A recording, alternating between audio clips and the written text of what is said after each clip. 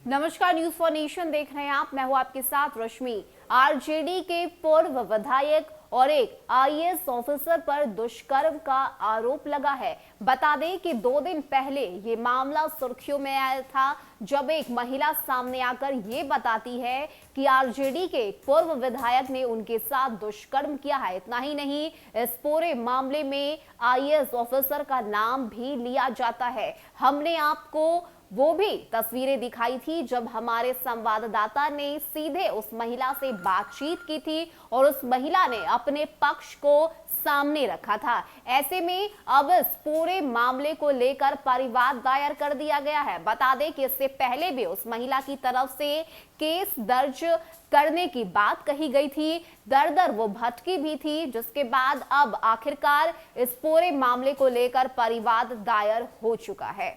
आपको बता दें कि दुष्कर्म मामले में पूर्व विधायक और एक आईएएस के खिलाफ थाने में केस दर्ज नहीं होने पर पीड़िता कोर्ट की शरण में गई है। पीड़िता ने अपर मुख्य न्यायिक दंडाधिकारी दानापुर की कोर्ट में परिवाद मुकदमा दायर किया है, जिसमें दोनों को अभियुक्त बताया गया है। हालांकि शुक्रवार की देर शाम तक रुपसपुर थाने में कोई एफआईआर दर्ज नहीं की जा सकी थी। पीड़िता ने परिवाद पत्र में आरोप लगाते हुए कहा है कि पूर्व विधायक और आईएएस ने ब्लैकमेल करते हुए उसके साथ कई दिनों तक दुष्कर्म किया, वीडियो बनाकर ब्लैकमेल किया और गर्भवती भी हो गई। इन लोगों पर कार्रवाई के लिए इससे जुड़े दस्तावेज भेजा, लेकिन कार्रवाई नहीं हुई। थाने में जब केस दर्ज नहीं किया गया तो कोर्ट में परिवाद दर्ज कराया। पीड़िता ने कहा है कि दुष्कर्म के बाद जिस बच्चे को हमने जन्म दिया है उसका डीएनए टेस्ट करा लिया जाए। पीड़िता ने बताया है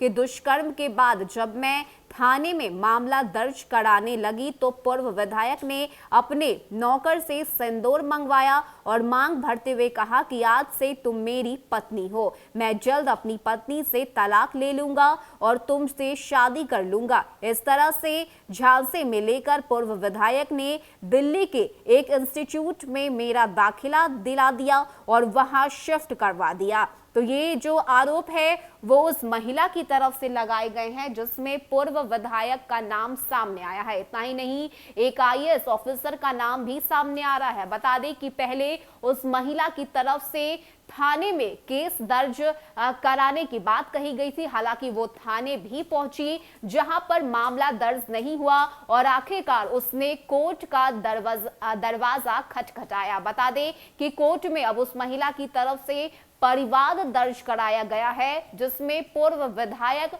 और आईएएस ऑफिसर का नाम सामने रखा गया है। उनके नाम पर यह परिवाद दर्ज कराया गया है। तो ये जो पूरा मामला है वो 2 दिन पहले सुर्खियों में बना, जब अचानक से ही वो महिला सामने आकर आरजेडी के पूर्व विधायक और एक आईएएस ऑफिसर पर दुष्कर्म का आरोप लगाती है। हालांकि न्यूज फॉर नेशन ने आपको वो तस्वीरें भी दिखाई थी जब हमारे संवाददाता सीधे उस महिला से जुड़े थे, उनसे बातचीत की थी और उस महिला ने खुद सामने आकर बताया कि किस तरह से उसके साथ ये जो दुष्कर्म का मामला है उसे अंजाम दिया गया और आखिरकार अब इस पूरे मामले को लेकर परिवाद दर्ज करा दिया गया है। देखने वाली बात होती है कि आगे कोर्ट की तरफ से क्या कुछ फैसला लिया जाता है, लेकिन ये जो परिवाद है वो इस वक्त उस महिला की तरफ से दर्ज करा दिया गया है। हालांकि थाने में जो एफआईआर है वो दर्ज नहीं हो सका, जिसके बाद कोर्ट की तरफ से जो सुनवाई है वो की गई और आखिरकार पूर्व विधायक और आईएएस ऑफिसर इन दोनों पर